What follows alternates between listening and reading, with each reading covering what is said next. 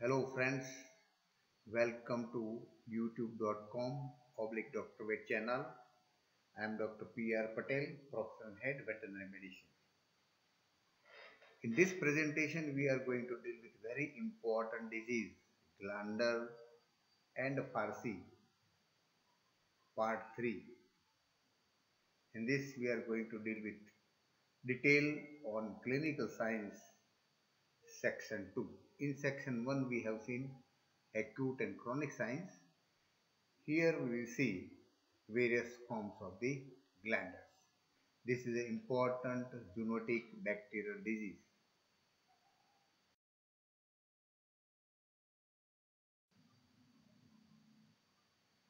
Glanders or farcy, clinical signs. There are various forms of glanders, acute or subacute form, chronic or latent form. This detail about this we have already seen in clinical science sections 1. In acute or subacute form, there are two forms, nasal and pulmonary forms are observed in acute form. Detail about this we will see later on. Donkeys and mules develop acute glanders. Chronic or later form, generally cutaneous form is a chronic form. And horses usually develop a chronic glanders. Detail about this we will see in the subsequent presentation.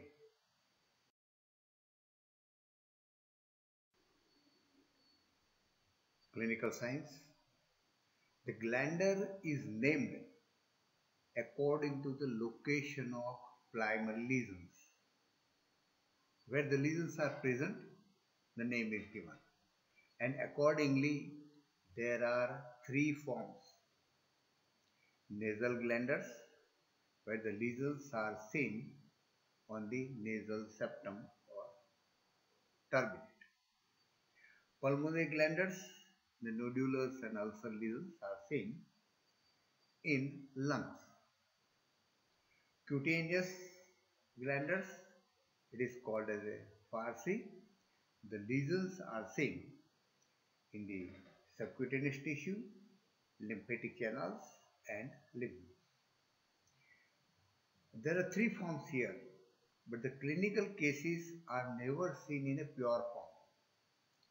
They are in a combination of all above these forms.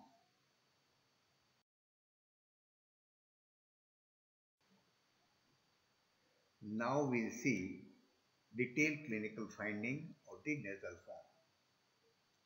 Nasal form is with high fever because there is acute septicemia.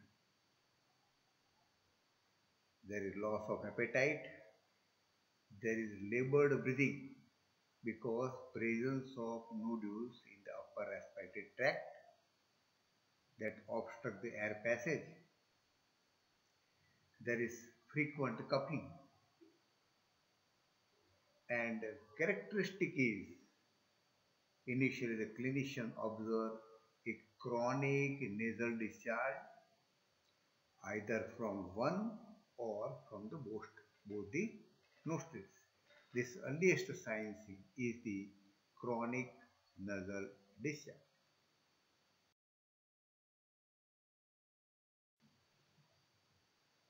Now we see here the characteristic of nasal form.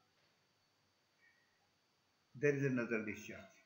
Nasal discharge contains plenty of infection. It is highly infectious. The color of discharge is grey or yellowish green in color, and it is much mucoid, catarrhal in consistency. The discharge is thick, viscous and mucopurulent. The mucopurulent discharge crust around the nerves and it gets tired. We can see from outside. There is purulent ocular discharge also in occasional cases.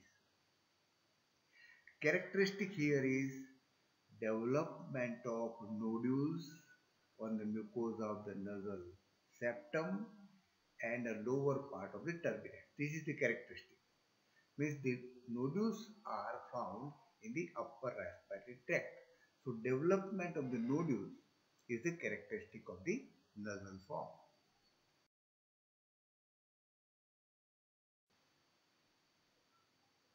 Continuation of the nasal form. The nodules are initially very small, a millet seed sized, grey or yellowish in color. As the disease progresses, there is degeneration of the nodules. On degeneration, there is formation of the deep ulcers. These ulcers are also characteristic. The ulcers are with red irregular borders. The borders are not round but irregular. The characteristic found here and clinician observe is there is a stellate scars. The stellate scars are nothing but on healing of the ulcer, they leave a star-shaped cicatrix. This star-shaped cicatrix healing looks like a stellate scars. This is the characteristic.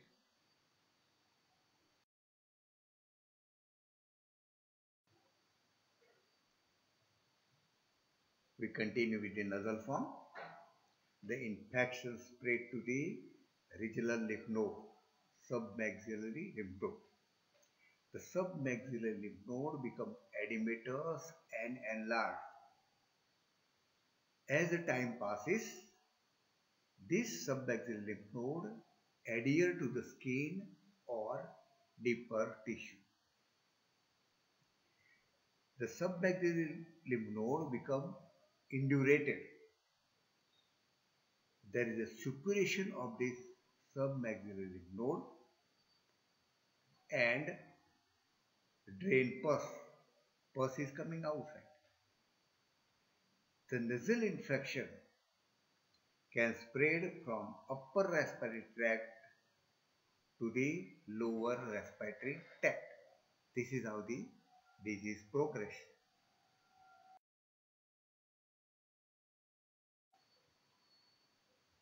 We have seen the signs of the nasal form. Now we see the clinical signs of the pulmonary form. The word pulmonary means lungs involved. The pulmonary involvement occurs in most of the cases. That is, it is a common form. There is fever due to septicemia.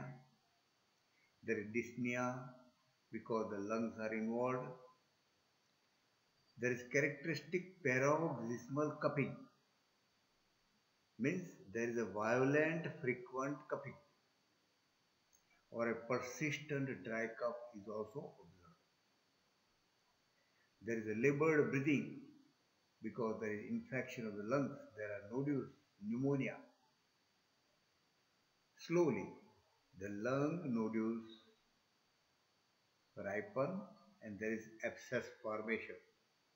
And characteristic is small tubercle-like nodules observed in the lungs.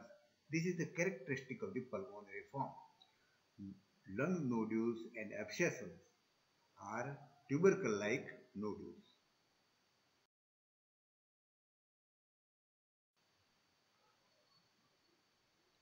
We continue with the pulmonary form. We have seen that there is formation of nodules and abscession in the lungs. These nodules show caseation or calcification in the center. It is surrounded by an inflammatory zone. This is the characteristic of the nodule, just like a tubercle nodule. There is a consolidation of lung tissue and pneumonia. As the time progresses, the nodules break down, discharge pus into the bronchus. This results into extension of infection to the upper respiratory tract. In nasal form, we have seen that that extend infection to the lower respiratory tract. Now infection in the lower respiratory tract cause the infection to the upper respiratory tract. Slowly there is a progressive debilitation, animal becomes cachectic and a loss of the body condition.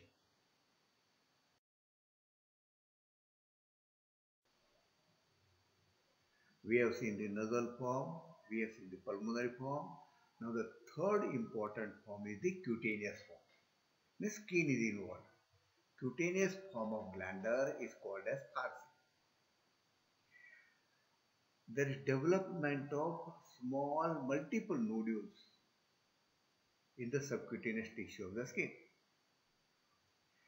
These nodules develop mostly along the course of the lymphatic vessels because the infection travels through lymphatic vessels. Of course, the skin lesions may appear anywhere in the body, but the skin lesions are most common on the inner side of the thigh, lower limbs and abdomen. This is the most common site. The nodules often rupture and formation of the ulcers.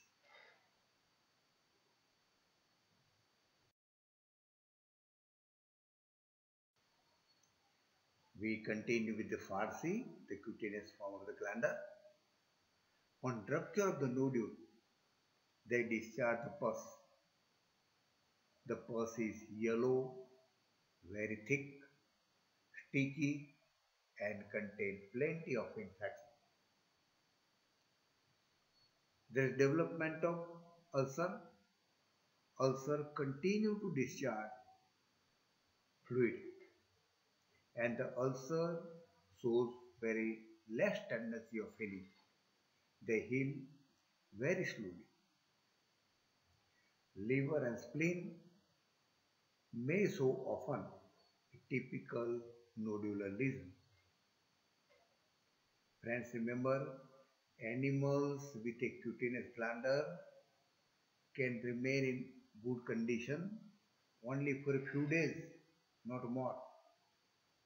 And soon they become debilitated, loss of body condition, cachectic and death of the animals.